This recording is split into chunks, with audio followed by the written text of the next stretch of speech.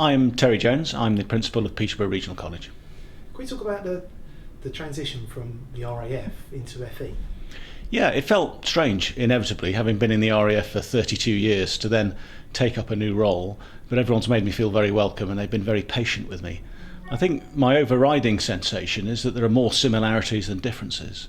You see, in the RAF I was running the flying training system for the Army, the Navy and the Air Force, and that mixture of classroom-based training, the academics if you like, and then moving on to the hands-on relationship with the instructor to show you how to do something is absolutely analogous to what we do in the further education sector.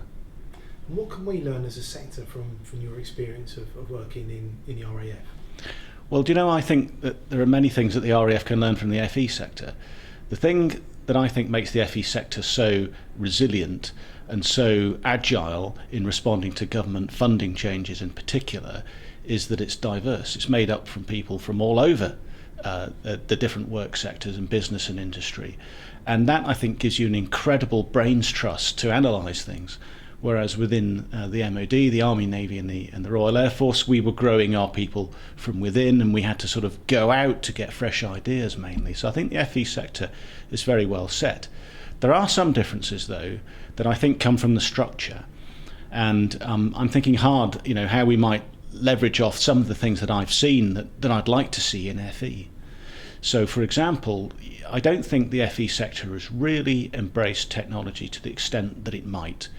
I mean, we see technology everywhere. We use it for scheduling, for communicating, for doing our accounts.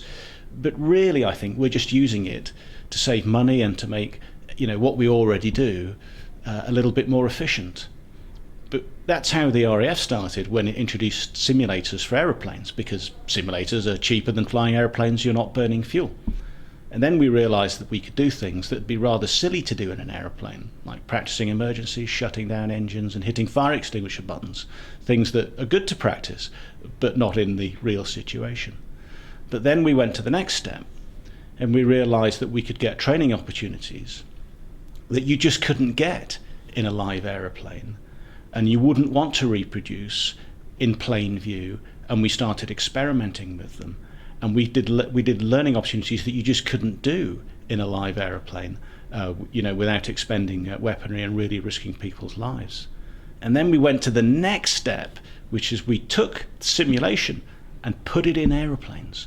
And now the latest fast jet trainer we have, the Hawk T Mark II, that gets airborne, and it's got an Xbox type technology and a simulation being mixed with the real world to produce a live virtual construct for the student pilot, and he can't tell the difference between what's real and what's simulated. And that takes us to a new level. Do we see that in further education? At the moment, I don't think we do. And maybe that's something to do with our structure.